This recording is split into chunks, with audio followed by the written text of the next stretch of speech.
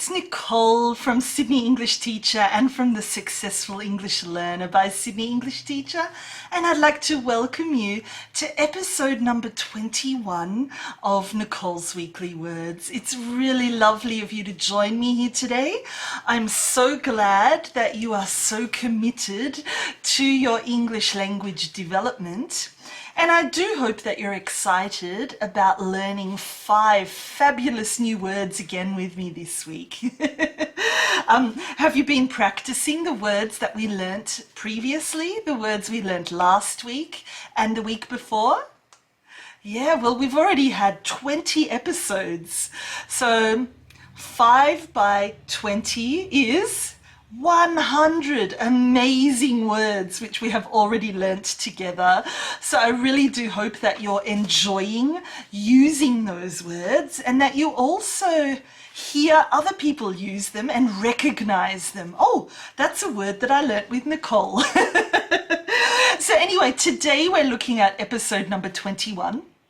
And I have chosen 5 great words for you that all begin with the letter M. That's right, we're still continuing with our theme of the alphabet. And we've done all the way through from A through to N. Now we're up to the letter M. Exactly. So 5 words today, which are mediocre, meticulous, mundane, manipulate and malpractice. There's quite a few good ones there. Maybe you've heard of them before, maybe you haven't. Don't worry. Stick with me till the end because I guarantee that you will learn something new in the way that I describe and explain what these words mean, or in the pronunciation, or in the example sentences. I'm certain you will learn something new, and more importantly, don't forget to stick around because after this episode is finished, I will be typing up a worksheet and uploading it to my Facebook group, The Successful English Learner by Sydney English Teacher. And you'll be able to download that whenever you get the chance, where you will have a record of the 5 words, all of their meanings, all of the example sentences, and more importantly, you'll have room for you to write your own notes. Are you ready to begin for this week? Great. So the first word I have is mediocre. Mediocre. Can you say that? Yeah, it's like mediocre. Well done. So mediocre, okay, we use this to describe usually something, but it can also describe a person. And something mediocre, or someone mediocre, is something quite average, okay? It's not very good. It's really not considered to be great or excellent, you know? It's ordinary, I suppose, or so-so, if you want to call it that. So that's mediocre. You know, it's something that is only just acceptable, but it's not really very good. It's not great at all, you know. You can't say that it is outstanding because it's not. Outstanding is here, mediocre is here, you know, bad is down here, mediocre is here somewhere in the middle, you know, towards the bottom, I suppose. So, you know, it's not really considered good enough, I suppose. If you do something mediocre, a mediocre, you know, effort or performance or job, it's not really good enough. You know, it should be a lot better. It could be a lot better. So yeah, look, there are many other options, many other results, many other outcomes which are possible. Mediocre is not really good enough. So if something's mediocre, it's really moderate, I suppose, is another word we could say there, or low quality, or maybe low value. Okay, If you're talking about a person, it could be that they have a very low ability or they have a low performance at something. So there's room for a lot better, you know, there's room for improvement.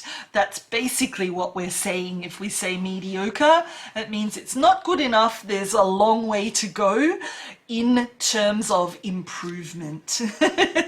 So when we're talking about a person, a mediocre person, we can be talking about their performance or their ability, you know, a mediocre performance or a mediocre ability or skill.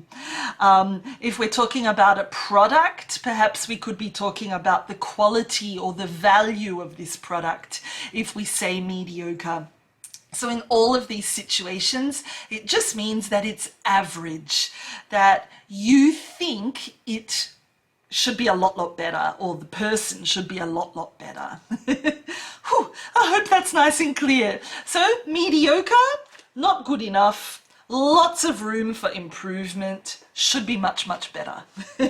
Some examples. Education is the most important thing for them, so they won't be sending their daughter to a mediocre school. Or the financial statement shows the company's mediocre earnings, which are a direct result of the COVID-19 crisis. Or, what advice would you give me? I really don't want my presentation tomorrow to be mediocre and easily forgotten. There you go. The next word I'd like to look at is meticulous. Meticulous. Meticulous. Your turn. Yeah. So if something is meticulous, okay, it means, or someone is meticulous, it means they show great attention to detail. Okay, what you do really carefully, really precisely, you know, you try really hard to make it perfect or as close to perfect as possible. You really focus quite a lot so that there are no errors, no mistakes, so that what you do is of very high quality. That's meticulous. Yeah, definitely not mediocre in this situation. Something or someone meticulous means that they're so focused on that perfection, I suppose. So when a person is making or creating something, okay, if they are meticulous, it means that they are very careful. They pay great attention to detail. You know, they're really striving for perfection. They're wanting to do the best job they can, I suppose. So if you're talking about maybe a seamstress, you know, she might be sewing a wedding dress. She needs to be meticulous. Or if you're talking about an artist who is creating a new masterpiece, of course they're going to be meticulous there, otherwise it won't be a masterpiece. So in these situations, they are putting in 100% effort to get the best results, to do the best that they can do. So they're really careful about every single detail in the whole process of completing something. You know, you're not going to rush through it. You're not going to, what should I say, only concentrate half. You're going to really focus and make sure you're doing the best possible job. That's meticulous. So some examples. I really can't work full time, plus look after the children and have a clean house. It's impossible. I'm looking for a meticulous cleaner who cares about the small details and who will be able to help me out. Or she conducted meticulous research before presenting her recommendation to the board of directors. Or he was commended for his meticulous attention to detail which has helped the brand become such a success. Great sentences. Don't forget to write your own sentences there as well. Moving on to number 3. We're looking at the word mundane. Can you say that? Mundane. That's it, mundane. And look, something mundane is simple. It's something boring. Okay? Boring, as simple as that. So if something is mundane, it's boring, it's uninteresting, you know, it's not interesting, it's not exciting, it's dull, I suppose is another word you could use there. So it's really when you're repeating the same process, the same task over and over and over again. That's mundane. You know, it's considered to be something really ordinary, nothing overly exciting or interesting, you know, just boring every day. So we usually use this word mundane for the boring everyday tasks or activities that we just have to do. We have no choice. We must do them. So they could be things like washing or cleaning or ironing or vacuuming or cooking, maybe even commuting on public transport, you know. All of those things could be considered mundane because they become this process, this routine that becomes really boring, something that you don't look forward to, something that is really not interesting for you at all. So mundane, something that happens over and over and over again so that you lose your interest in it, you know, you lose your excitement for it, and it very quickly becomes boring. There you go. Some examples. She doesn't enjoy the mundane tasks of paying the bills or shopping for food. She finds them extremely boring and would prefer to do other things with her time. I don't blame her. Or sadly, the movie is another mundane drama about family life in the city. Or she doesn't want to be known as a mundane housewife, so she's making some changes and becoming more active and more social. There you go. Number 4. Are you ready? This word is manipulate. Manipulate. Would you like to pronounce it? Manipulate. Manipulate. Your turn. Yeah, have you heard this one before? Yeah, so it's a verb. And look, manipulate means that you manage or influence someone so skillfully so that you get the result that you're really wanting. Let me try and say that in a different way. So you control someone, or you influence someone, or you do something to your advantage, okay? Usually you do this unfairly. You do it maybe dishonestly, you know, it's not fair, it's not honest. And often you do this to someone without them even realizing it. You know, they don't know that you are manipulating them. They don't know that you're really playing a trick on them or doing something so that you get the result that you want. You do it in such a skillful, clever way that they don't notice. They think they're the ones making the decision, or they're the ones doing those actions, and that you haven't influenced them. But the reality is that you have. That's manipulate. So look, if you manipulate someone, you say or you do something so that they change their actions, so that they change their decisions, really to suit you. You know, you're doing this because the result, the outcome, is what you want. So you're doing this to suit you so that ultimately you get what you want. You've got, you know, this ulterior motive, I suppose you could say, this other reason for doing this, because you want to get to this particular point, or you want to achieve this particular thing, or see this particular thing happen. So you do what you can. Could be dishonestly, could be unfairly, but you do what you can so that you get your results and you influence someone to get what you want. So you're controlling them for your own benefit. Basically, that's what it means. That's manipulate. So yeah, it's quite a negative thing now, isn't it? It's not something that you're doing fairly. It's not something that you're doing because you're wanting to help them. It's really something because you want the results for you. Some examples.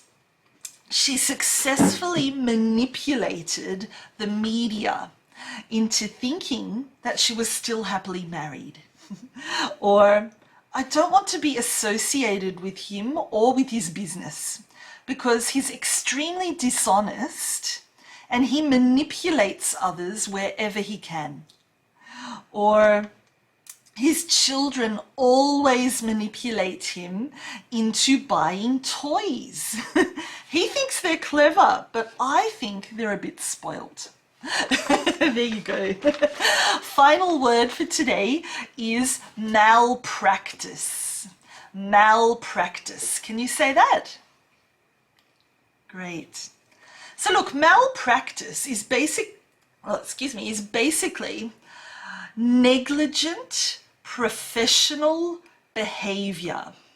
So that means when a skilled professional, you know, a doctor, a lawyer, someone who has trained in their profession for a very, very long time, when a skilled professional does or says something that could be really dangerous for other people.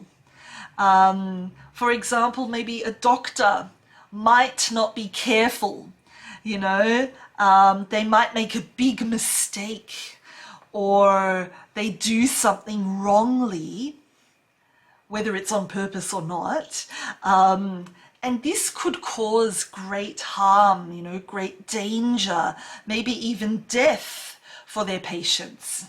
So that's what it means, you know, they're not careful enough. They've got the skills and the training, so they really shouldn't be making these mistakes. They shouldn't be making these errors, but they do. So, yeah, the result of their error or the result of them not being careful is very dangerous for others. It could cause great illness or even death. So yeah, it's really, I suppose we could say, the failure to act correctly or the failure to act legally when you're doing your job. So because you're not doing the right thing, you're causing injury or you're causing loss for other people. That's what it means. So look, when a doctor or another trained professional doesn't do their job with skill, you know, their actions or maybe their lack of actions cause harm, cause illness, and in some cases death. And they're really putting people in danger by not doing their job properly. That's malpractice. You know, it could be illegal, it could be carelessness, it could be dishonest behavior within their profession. So that's what malpractice means, you know, not doing the right thing. You've got the skills and you know how to do it, but you're not doing that right thing. You're making an error or you're not being careful enough, and the consequences are really bad. An example, he was sued for medical malpractice and was forced to resign. Or after the charges of legal malpractice, he was unable to work in the legal field again. Or the hospital received a malpractice claim whereby she held the medical team responsible for the permanent damage caused by their slow diagnosis. Wow. So there you go. There are 5 words for this week. Your job now is obviously to practice them as much as possible. But what were the words? Do you remember them? We've got mediocre, we've got meticulous, we have mundane, manipulate, and malpractice. That's right. Did you remember some of them? I hope you did. Okay, mediocre, meticulous, mundane, manipulate, and malpractice. They're the 5 words for this week. So what I'd like you to do is to practice these as much as possible. You know, take some notes, watch this video again, take some notes, download the worksheet to help you from the Facebook group, The Successful English Learner by Sydney English Teacher, and take your own notes. Write your own example sentences. You know, use my sentences to help you. Use them as a formula or as a basis and create your own. And really what I'd like you to do is to try and use these words this week. Make opportunities. Create situations where you'll be able to use these words. Remind yourself, you know, maybe there's 5 words, maybe use 1 word every day, write it on your hand and remind yourself to use it. And then over the weekend, use all of them. But anyway, that's what I'd like you to do this week, to practice these 5 words, to make them your own, and more importantly, to really have fun with them. You know, Nicole's Weekly Words is all about giving you the confidence to not only learn new vocabulary, but to push yourself to the next level by using that vocabulary and being confident in yourself that you are able to use vocabulary of a high level and impress other people. That's what I'm here for and why I'm helping you. So your job is obviously to try to practice and to use these words. If you have any questions, I am here. You can ask in the comments section here below, whether you are on my Facebook page, in my Facebook group, or on my YouTube channel. It doesn't matter. I will check the messages and I'll get back to you. So anyway, have a wonderful week. I hope that you all enjoyed episode number 21, and I look forward to seeing you again next week for another great episode of Nicole's Weekly Words and 5 new words. Have a great week, everyone. Thanks for joining me. Bye.